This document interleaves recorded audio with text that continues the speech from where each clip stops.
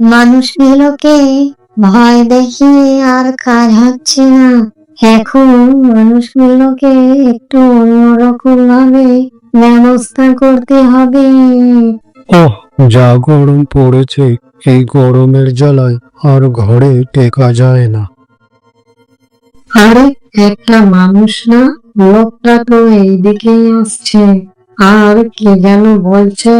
হ্যাঁ হ্যাঁ, শুনি তো কি বলছে ও।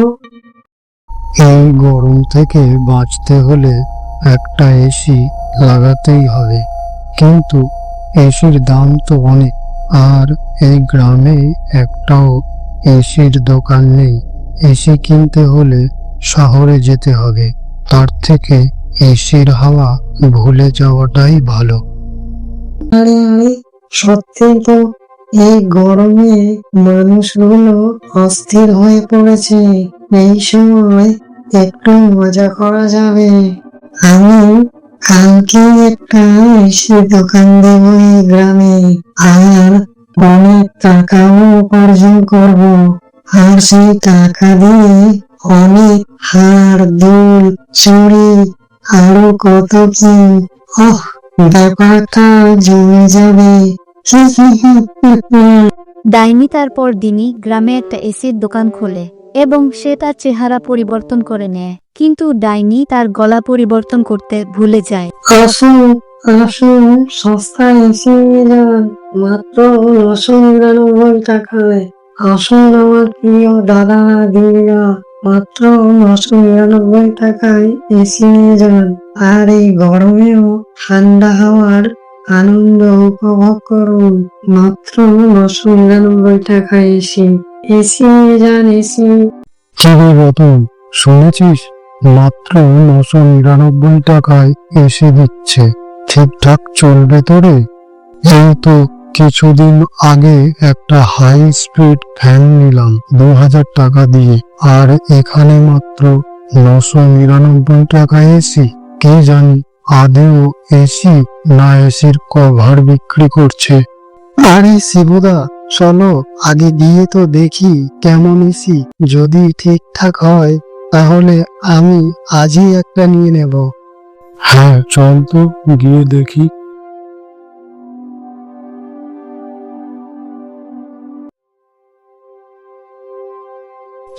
আমাকে একটা এসি দিন তো। না না, আমি আগে এসেছি, আগে আমাকে দিন। সবাই পাবে, আগে একে একে টাকা বের করুন আর লাইনে দাঁড়ান, একে একে সবাই পাবেন। এরপর গ্রামের মানুষরা একে একে এসি কিনে নিয়ে আনন্দে বাড়ি যেতে থাকে। প্রথম দিনই এত এসি বিক্রি হয় যে ডাইনির কাছে অনেক টাকা হয়ে যায়। কত টাকা! এই টাকা দিয়ে আমি নতুন গয়না কিনবো। ওহ, আমার খুব আনন্দ হচ্ছে। কি মজা! সোনার হার গলায় পরবো আমি। যাই, টাকাগুলো এক্ষুনি লুকিয়ে রাখি রে। এরপর ডাইনি তার সব টাকা নিয়ে সেই গাছের কোটরে রেখে দেয়, আর এইসব কিছুই দূরে দাঁড়িয়ে ছিচকে ভূত দেখে নেয়। আর তারপরে ঘটে এক কাণ্ড। হো বাবা, আমি হলাম ছিচকে ভূত।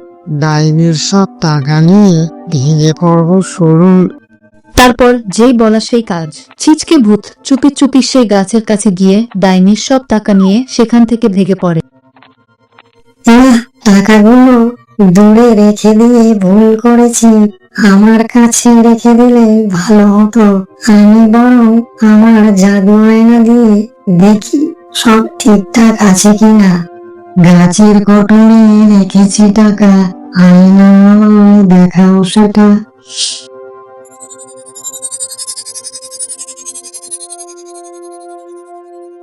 আরে, এটা কি দেখছি? টাকাগুলো সব গেল কোথায়? আমি তো নিজে গিয়ে সেখানে রেখে এসেছিলাম। না, টাকাগুলো কি হয়েছে সেটা আমাকে জানতেই হবে। টাকা আমার কোথায় গেল? জাদু আয়না, কথা বলো। আরে, এটা তো ছিচকে ভূত। দাঁড়া ছিচকে, তোর মজা আমি দেখাচ্ছি। তারপর ডাইনি উড়ে চলে যায় সেই ছিচকে ভূতের কাছে।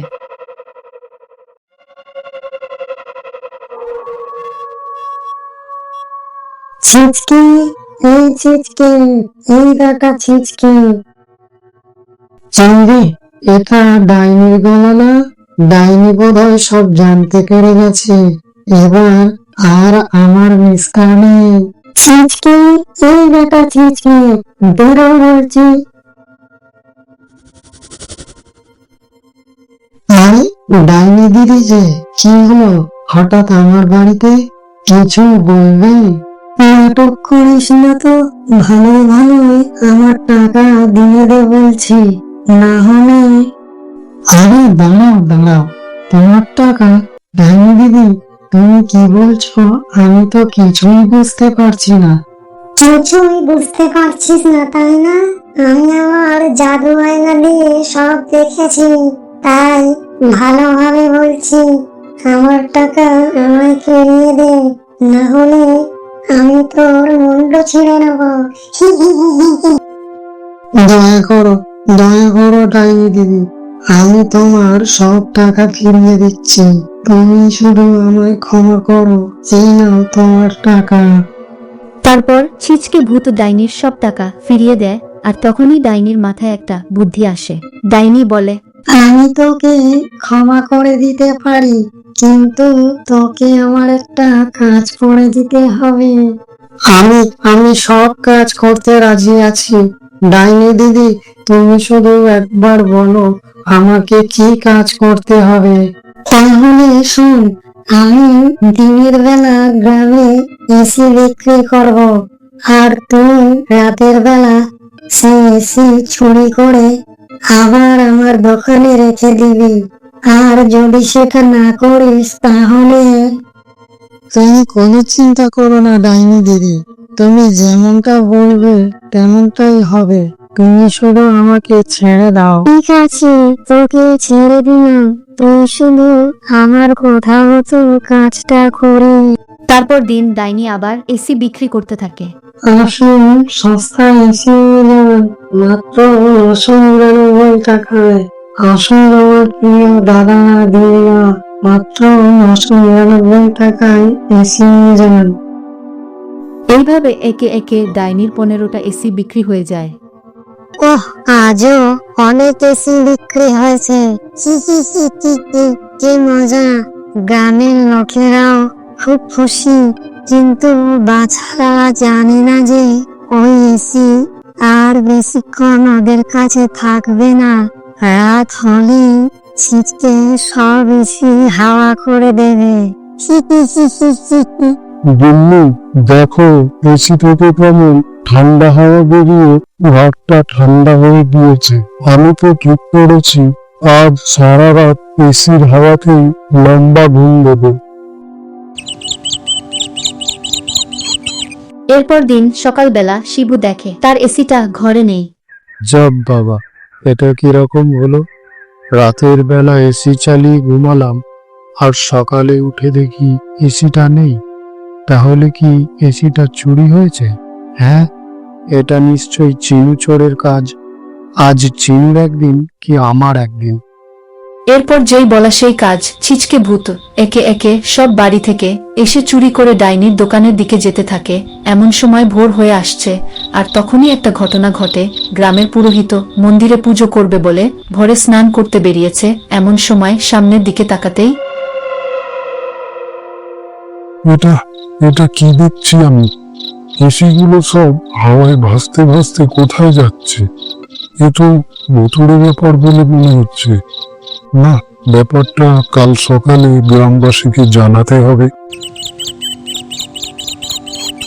দাঁড়া বেটার ছেলে চিনু, আমার বাড়িতে চুরি, তোকে দেখাচ্ছি মজা। আরে শিবুদা, সকাল সকাল কোথায় চললে? কাল রাতের ঘটনা শুনেছ? গ্রামের বেশ কিছু বাড়ি থেকে এসি চুরি গেছে কাল রাতে। ও, তুইও দেখছি ব্যাপারটা জানিস তাহলে। এটা নিশ্চয়ই ওই বেটা চিনু চোরের কাজ। আমারও তো তাই মনে হয়। আচ্ছা শিবুদা, চলো আমরা বরং বিষয়টা মোড়ল মশাইকে গিয়ে জানাই। আরে দাঁড়াও দাঁড়াও, আমি দূর থেকে তোমাদের সব কথা শুনেছি। আমার মনে হয় মোড়ল মশাই এই বিষয়ে কিছুই করতে পারবে না। এটা ভুতুড়ে ব্যাপার। বলো কি, ভুতুড়ে ব্যাপার? হ্যাঁ, এটা ভুতুড়ে ব্যাপার। তাহলে বলি শুনো, আমি মন্দিরে পুজো করব বলে একটু অন্ধকার থাকতেই স্নান করতে বেরিয়েছিলাম। আর তখনই দেখি এসিগুলো হাওয়ায় ভাসতে ভাসতে ওই এসির দোকানের দিকেই যাচ্ছে। পুরোহিত মশাই, আপনি ঠিক দেখেছেন তো? আরে বাবা, আমি যা দেখেছি তা 100 ভাগ ঠিক। আমি বলছি এ নিশ্চয়ই সেই ডাইনির কাজ। শোনো, আমি যেভাবে বলছি ঠিক সেই মতন কাজ করলে ডাইনিকে জব্দ করা যাবে। শিবু, আজ তুমি আবার এসি কিনতে যাবে, আর রতন, তুমি চুপি চুপি ডাইনির দোকানের পাশে গিয়ে শুকনো লঙ্কা দিয়ে আগুন জ্বালিয়ে দেবে আর একটু ধোঁয়া করবে। তারপর যা করার আমিই করব। এরপর শিবু যখন এসি কিনছে তখন রতন পুরোহিতের কথা মতো দোকানের একপাশে শুকনো লঙ্কা দিয়ে আগুন জ্বালিয়ে দেয়, আর সেই ঝাঝালো গন্ধে ডাইনির প্রাণ বেরিয়ে যাওয়ার মতো অবস্থা।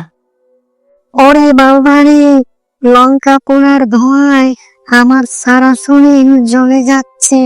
কেউ আগুনটা নিভাও না, আমার নিঃশ্বাস বন্ধ হয়ে আসছে। হ্যাঁ, এইবার তোমায় পেয়েছি। কোথায় পালাবি? যতক্ষণ না তুই স্বীকার করছিস যে এই সব তুই করেছিস, ততক্ষণ ধোঁয়া বন্ধ করব না। সব আমি করেছি। আমার সোনার গয়না পরার খুব শখ, তাই আমি এই সব করেছি।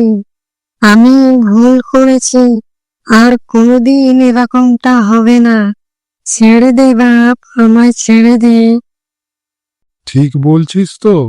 আর কোনোদিন মানুষের পেছনে লাগবি না তো? সত্যি সত্যি সত্যি, সেই দিন সত্যি করে বলছি, আর কোনোদিন মানুষের পেছনে লাগবো না। যা, তোকে এবারের মতো ছেড়ে দিলাম। যা, পালা এখান থেকে। তারপর সেই গয়না লোভী ডাইনি সেখানে আর এক মুহূর্ত দেরি না করে পালিয়ে যায়, আর গ্রামের মানুষরাও তাদের টাকা ফেরত পায়।